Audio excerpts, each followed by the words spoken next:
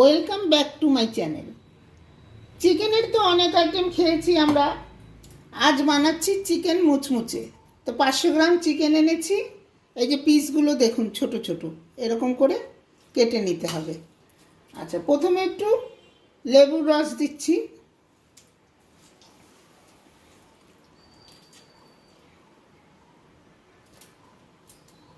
তারপরে দিচ্ছি লবণ আন্দাজ মতো, গোলমরিচ বাটা, আদা রসুন পেস্ট বেটেছি, আর কাশ্মীরি লঙ্কার গুঁড়ো,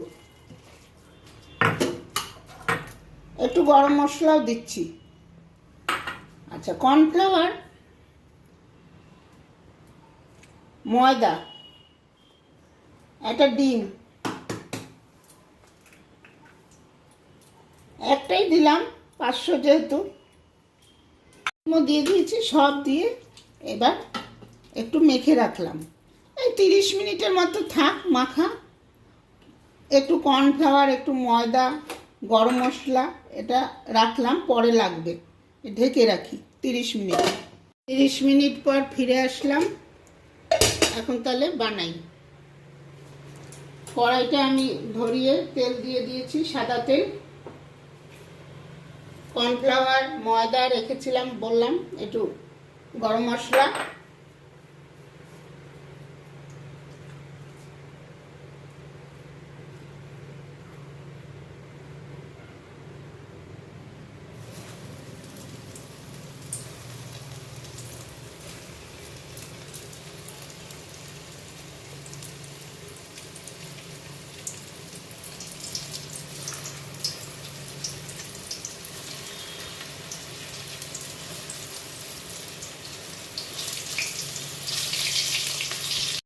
ভাজা হচ্ছে।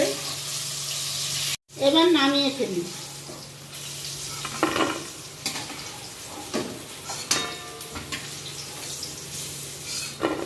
মুচমুচে কমপ্লিট।